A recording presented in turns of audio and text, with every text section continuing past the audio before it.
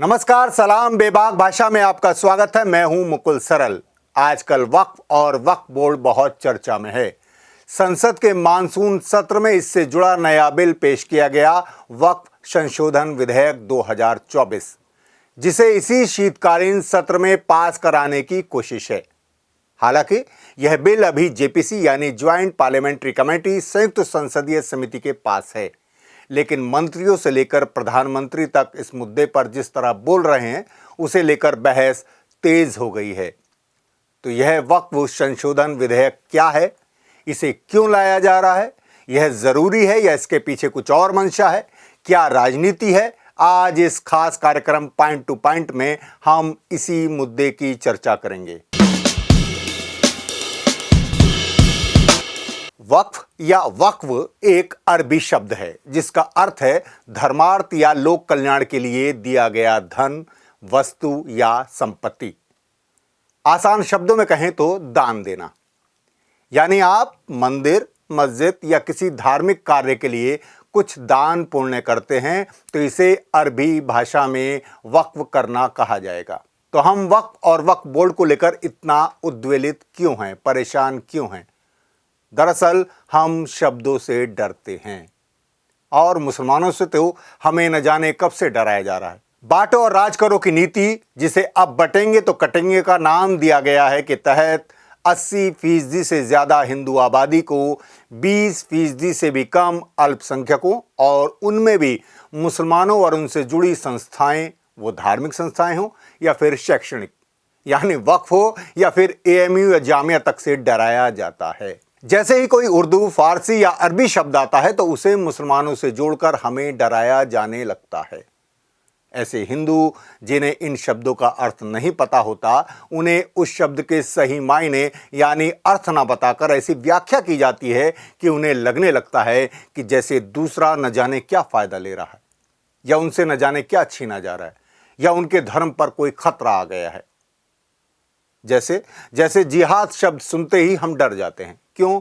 क्योंकि हमें लव जिहाद, लैंड जिहाद, थूक जिहाद के नाम पर इतने सारे जिहाद परोस दिए गए हैं कि हम समझते हैं कि न जाने यह क्या साजिश है, क्या हमला होने जा रहा है। जबकि आप जानते हैं कि जिहाद का अर्थ है धर्म युद्ध या सत्य के लिए या न्याय के लिए किया जाने वाला युद्ध।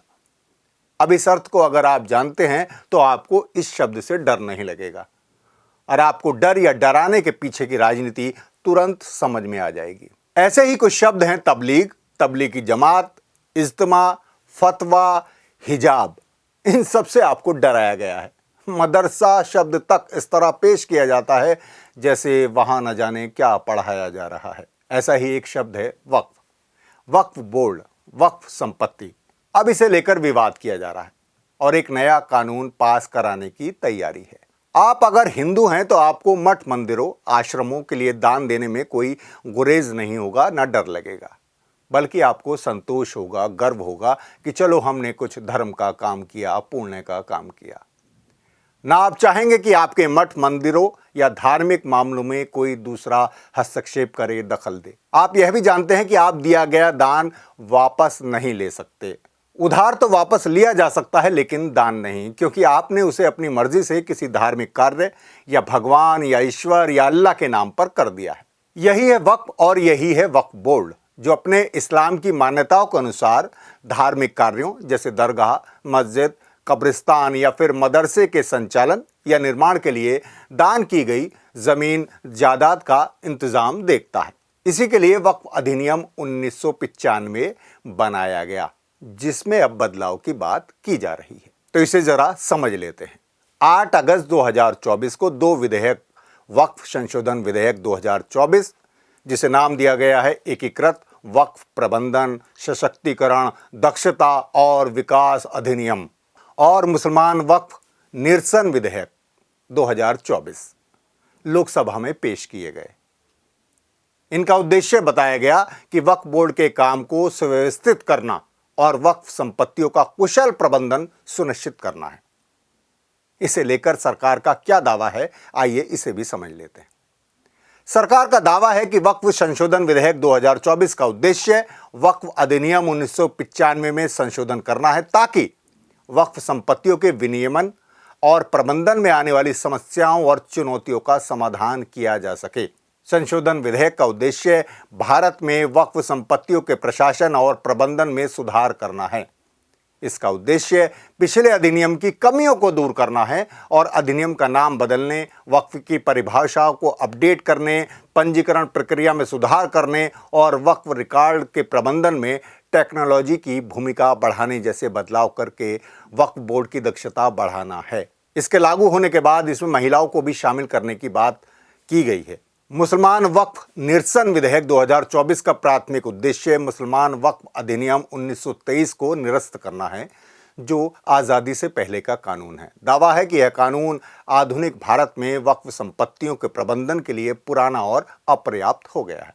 निरसन यानी रिपील, यानी इसे रद्द करने के उद्देश्य वक्फ अधिनियम 1995 के तहत वक्फ संपत्तियों के प्रशासन और प्रबंधन में एकरूपता, पारदर्शिता और जवाबदेही सुनिश्चित करना है।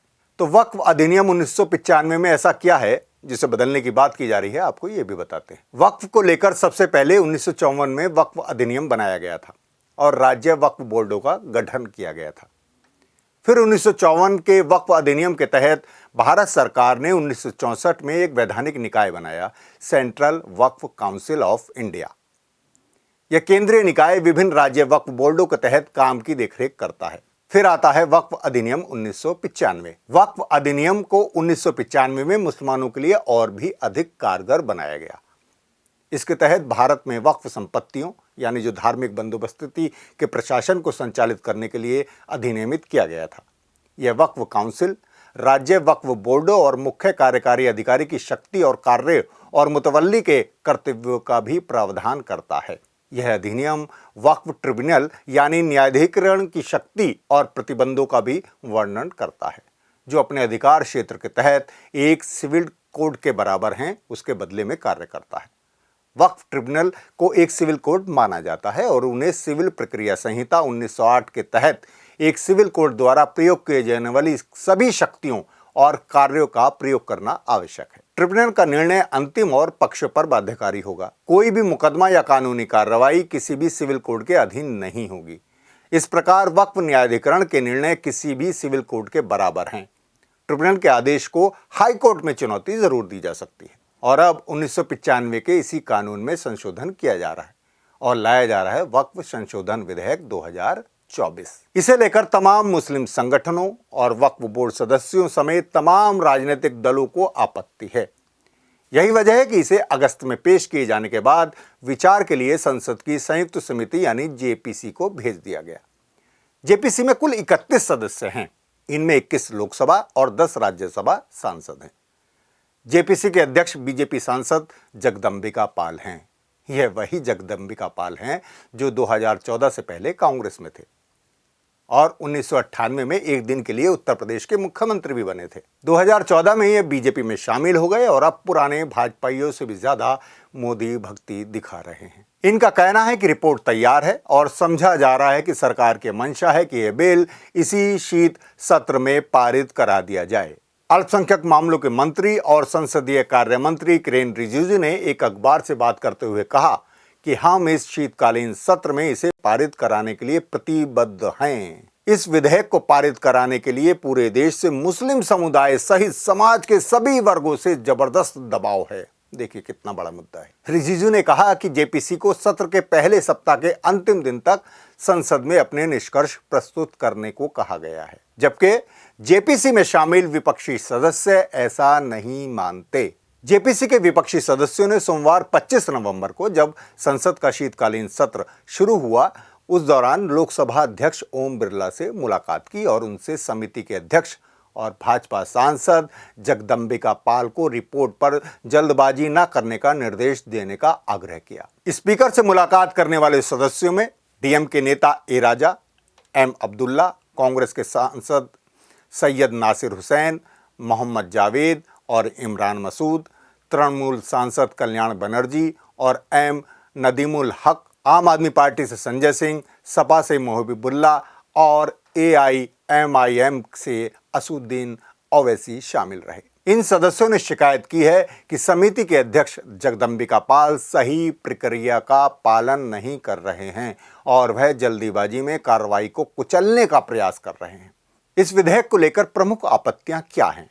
विपक्षी दलों ने सरकार पर इस संशोधन के माध्यम से मुसलमानों के धार्मिक अधिकारों को कमजोर करने की कोशिश करने का आरोप लगाया है। अगस्त में जब यह बिल लोकसभा में पेश किया गया था, तभी कांग्रेस सांसद वेणुगोपाल ने कहा था कि यह विधेयक संविधान पर एक बुनियादी हमला है। इस विधेयक के जरिए वह यह प्रावधान कर रहे हैं कि गैर मुस्लिम भी वक्फ गवर्निंग काउंसिल के सदस्य होंगे। जी हां, ध्यान कीजिए, यह धर्म की स्वतंत्रता पर सीधा हमला है। इसके बाद आप ईसाइयों फिर जैनियों के पास जाएंगे। भारत के लोग अब इस तरह की विभाजनकारी राजनीति को बर्दाश्त नहीं करेंगे, ये वेणुगोपाल का कहना था। जेपीसी की पहली बैठक से ही विपक्षी दल इसके विरोध में देखे जा रहे हैं। कई सांसदों का कहना है कि बिल के मौजूदा प्रारूप से स्वतंत्रता, धार्मिक स्वतंत्रता और समानता के कानूनों का उल्लंघन होगा। जेपीसी ने इस बिल के बारे में सितंबर में तमाम एक्सपर्ट के साथ बैठकें भी की और आम लोगों से भी सुझाव मांगे। सुझाव देने के लिए आखिरी तारीख बताई गई कि पहले 13 सितंबर थी और जिसे बढ़ाकर 16 सितंबर कर दिया गया था। बताया जाता है कि इस दौरान करीब 84 लाख लोगों ने अपने सुझाव ईमेल के जरिए भेजे। 19 सितंबर 2024 को हुई जेपीसी की बैठक में चाणक्य नेशनल लॉ यूनिवर्सिटी के vice chancellor professor Faizan Mustafa, Pasmanda Muslim Mahaz और मुस्लिम पर्सनल लॉ बोर्ड के प्रतिनिधि भी पहुंचे। मीडिया रिपोर्ट के मुताबिक इन प्रतिनिधियों ने वक्फ बिल के स्वरूप पर सवाल उठाते हुए उसमें कुछ संशोधन के प्रस्ताव भी कमेटी के सामने रखे।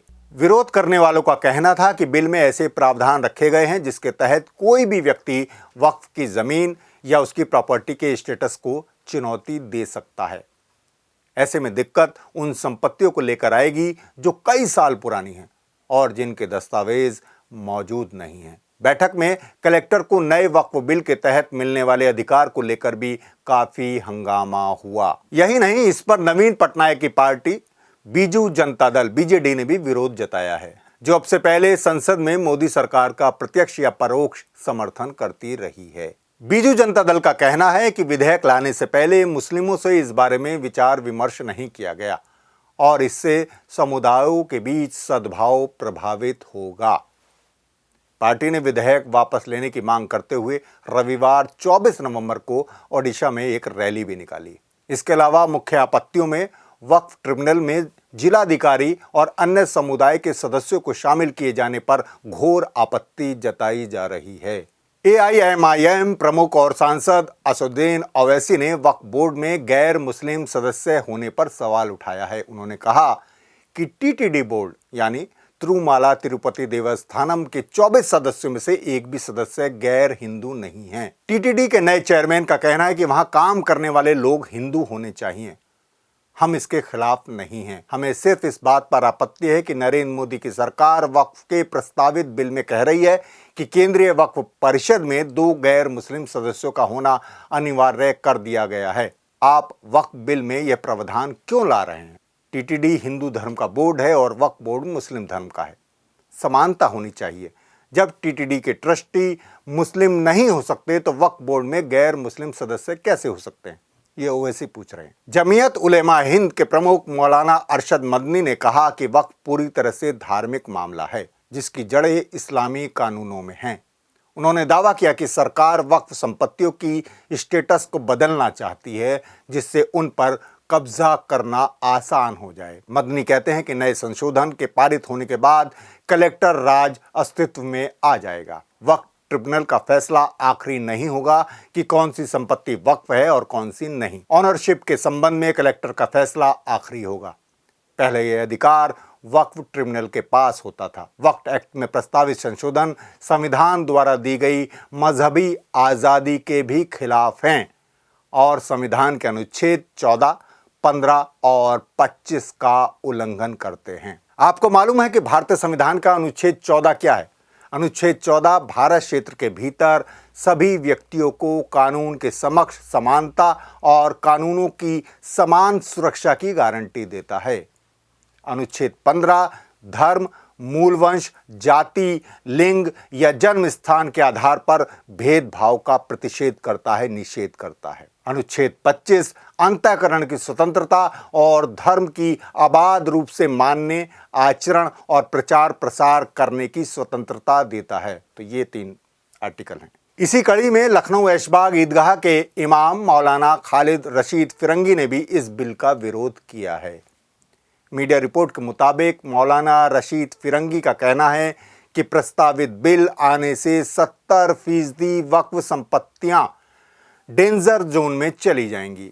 उनका कहना है कि वक्फ संपत्ति के बारे में लोगों को गुमराह किया जा रहा है, बल्कि ये संपत्ति वो हैं जिसे हमारे बुजुर्गों ने अल्लाह के नाम पर दान दिया है।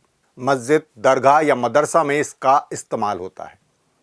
कोई भी संपत्ति दूसरे धर्म की नहीं है, जिसके चलते हम इस बिल का शुरू से विरोध कर रहे हैं। खैर, कई आपत्तियां हैं और सबसे बड़ी आपत्ति तो यही है कि मोदी सरकार में किसी ना किसी बहाने मुसलमानों को लगातार टारगेट किया जा रहा है और उनकी धार्मिक आज़ादी और अधिकार को सीमित करने की कोशिश की जा रही है। चुनाव के दौरान यह कोशिश और तेज हो जाती है ताकि ध्रुवीकरण को और तेज किया जा सके। अभी महाराष्ट्र और झारखंड के चुनाव में यही देखने को मिला कि बटेंगे तो कटेंगे, एक हैं तो सेफ हैं जैसे नारों के साथ वोट जिहाद से लेकर घुसपैठियों तक का सवाल इस तरह उठाया गया कि एक डर और नफरत का माहौल पैदा कर दिया गया। अब जनवरी फरवरी में दिल्ली विधानसभा के चुनाव होने हैं, आप जानते हैं, इसलिए वक्फ का मुद्दा और तेज किया जा रहा है। इसका संकेत प्रधानमंत्री नरेंद्र मोदी ने 23 नवंबर को महाराष्ट्र जीत के बाद अपने संबोधन में भी दे दिया। अपने भाषण में उन्होंने कहा कि कांग्रेस ने तुष्टीकरण के लिए कानून बनाए और इसका एक उदाहरण वक्फ बोर्ड है।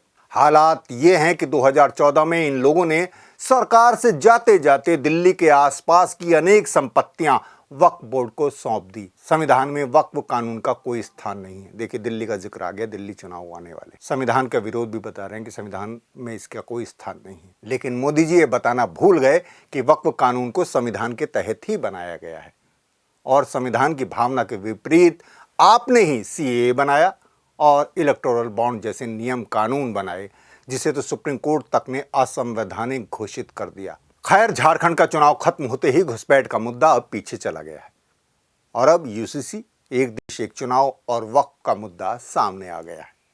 महंगाई, बेरोजगारी, शिक्षा, स्वास्थ्य इस देश में कब मुद्दा बनेंगे नहीं कह सकते। और जो भ्रष्टाचार, खासतौर पर अडानी जी के भ्रष्टाचार पर तो कोई बात नहीं कर सकता।